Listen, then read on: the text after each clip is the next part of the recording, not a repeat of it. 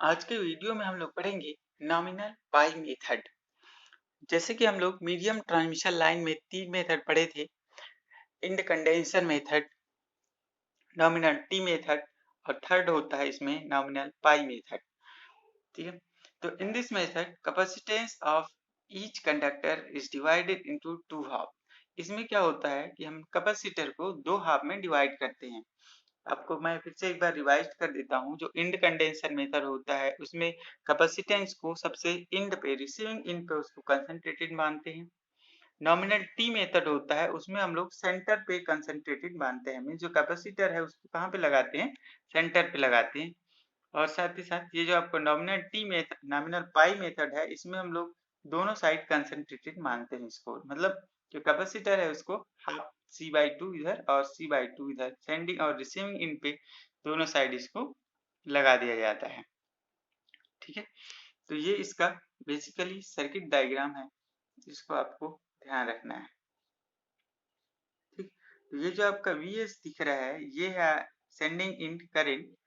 ये कैपेसिटर है C/2 और ये C/2 दोनों हाफ के लिए।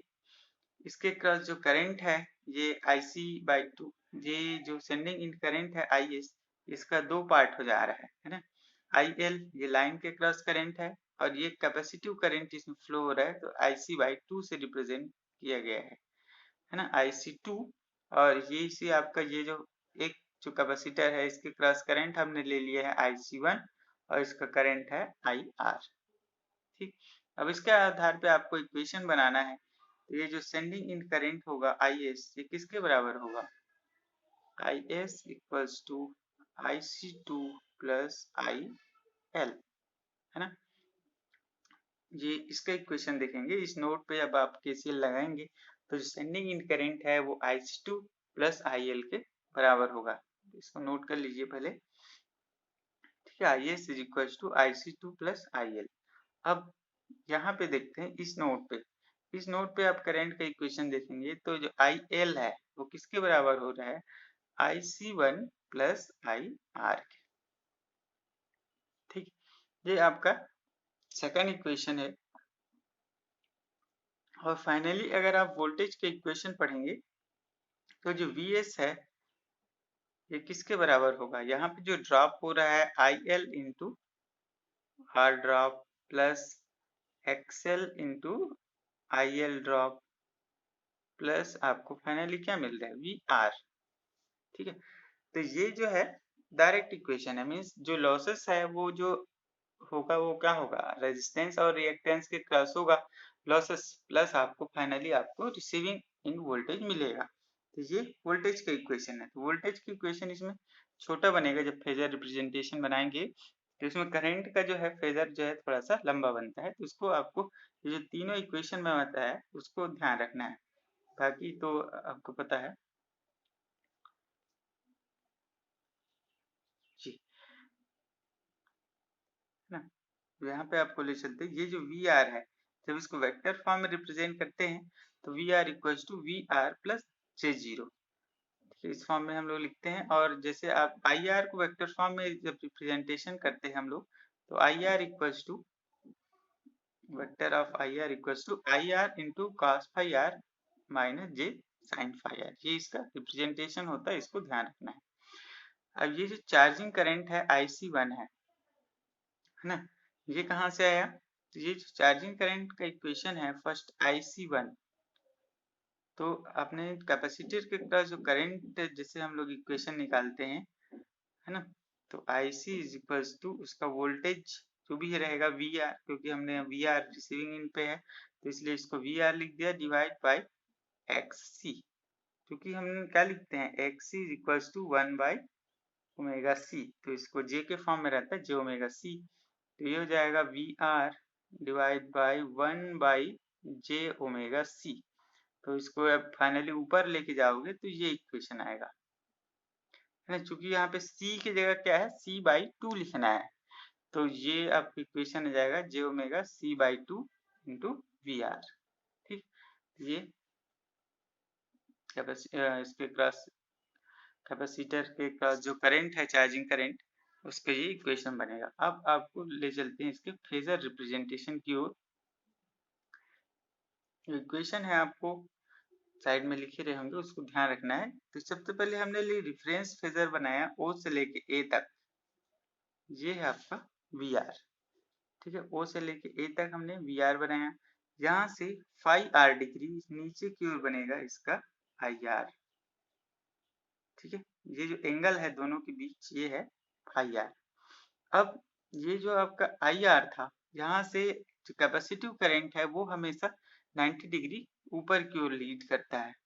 जो वी आर है यहाँ से ऊपर की ओर लीड करता है, तो ये जैसे आप यहाँ से बनाएंगे तो ये ऊपर की ओर ऐसे बनेगा। तो चूंकि हम लोग नीचे से बना रहे हैं तो इसको ये आई आर प्लस ये ऊपर की ओर लीड करेगा, ये आपका कैपेसिटिव करंट आई सी, और ये किसके बराबर होगा, आई वन के। फर्स्ट इक्वेशन को आप ध्यान रखेंगे तो I one I R receiving end जो करंट है प्लस सी वन है आई सी वन, ये किसके बराबर हो रहा है, आई एल के, है ना। तो ये आई एल जो है वो बराबर होगा इसके और इसके। ठीक है, तो जो एरो का निशान है उसको आपको ध्यान देना है ना। ये आई आर, इसके बाद ये आई सी, और ये किसके बराबर होगा, आई एल के। अब जो सेकंड इक्वेशन इसमें जो बन रहा था वो था कि I L plus I C two, ये किसके बराबर होगा, इस आई एस के, है ना। इसको आपको ध्यान रखना है, I L plus I C two equals to किसके बराबर होगा, आई एस के। तो ये आपका एरो को आपको ध्यान रखना है कि ये कहाँ से कहाँ जा रहा है। ठीक, अब जब आपने करंट का इक्वेशन बना लिया तो उसी के आधार पे ही इसका वोल्टेज ड्रॉप होता है। तो ओ से ए तक हमने रिप्रेजेंट कर दिया क्या, वी आर। अब वी आर के बाद इसमें I L into R drop होगा। अब ये आपको ध्यान रखना पड़ेगा कि ये जो ए से बी तक हमने रिप्रेजेंटेशन किया है वो कैसे लेंगे। तो जो आई आर होता है, क्योंकि आपका I L into R drop है, तो ये जो है आई एल वाला जो लाइन होगा, जो आई एल जो करंट है इसी के पैरेलल ही I L into R drop होगा, है ना। जैसे हम लोग उस पहले फेजर में आई एस के लिए बनाते थे, तो आई एस के पैरेलल ही I S into R drop बनाते थे, ऐसे ही आपको बनाना है क्योंकि ये दोनों सेम फेज पे होता है। ठीक है, अब यहाँ से हमेशा आपको ध्यान रखना है रेजिस्टेंस ड्रॉप से 90 डिग्री पे रिएक्टेंस ड्रॉप होगा। तो आई L into XL by two जो ड्रॉप होगा वो इस रेजिस्टेंस से 90 डिग्री पे होगा। अब तीनों आ गया, वी आर प्लस ये जो आई आर ड्रॉप और ये रिएक्टेंस ड्रॉप, ये किसके बराबर होगा, जो सप्लाई वोल्टेज है वो उसके बराबर होता है। ठीक है, तो इस तरीके से इसका फाइनल फेजर रिप्रेजेंटेशन होता है। इसको आपको ध्यान रखना है वोल्टेज और करंट के लिए। तो बेसिकली आपको जो इसका रेफरेंस पॉइंट है आपको ध्यान रखना है कि हमने अभी जो रिप्रेजेंटेशन आपको बताया वो हमने वी आर को रेफरेंस लेके बनाया। चाहे तो आप वी एस को भी रेफरेंस लेके इसका फेजर डायग्राम बना सकते हैं, लेकिन जो इसका कंसिडरेशन है उसको ध्यान रखना है कि जब I L into R drop बनाएंगे तो वो आई एल के पैरेलल होगा।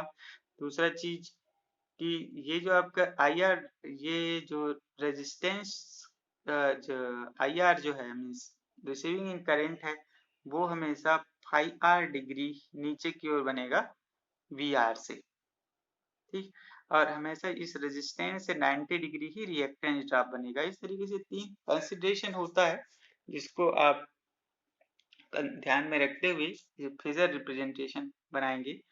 उम्मीद करते हैं आपको ये फेजर रिप्रेजेंटेशन समझ में आया होगा। अब इसका इक्वेशन लिखेंगे, ये कुछ बच गया था। तो आई एल जो है वो जो लाइन करंट है किसके बराबर हो रहा है, I R plus I C one के। इसको आपने देखा था ऊपर, ये जैसे इसका इक्वेशन हम लोग देखेंगे तो ये आप यहाँ से देख सकते हैं, ये जो आई एल है वो दो पार्ट में डिवाइड हो रहा है, इधर और इधर। तो आप यहाँ से सीधा इक्वेशन लिख सकते हैं, I L is equals to I C one plus I R. First में आपका इक्वेशन लिखा है तो मैं यहीं से बताया था, आई एस ये जो आई एस होगा, है ना, आई एस सेंडिंग इन जो करंट है वो किसके बराबर होगा, आई सी टू इस साइड जा रहा है करंट, और एक करंट जो है वो इस साइड जा रहा है आई एल, है। तो वही चीज जो है इक्वेशन के फॉर्म में इसमें रिप्रेजेंटेशन किया गया है बुक में। तो इसको चूंकि हम लोग फेजर रिप्रेजेंटेशन कर रहे हैं तो इसको आपको वेक्टर फॉर्म में इस तरीके से लिखना है ना। अब जैसे सेंडिंग इन वोल्टेज का था, ये आपको इक्वेशन बताया था मैंने ना।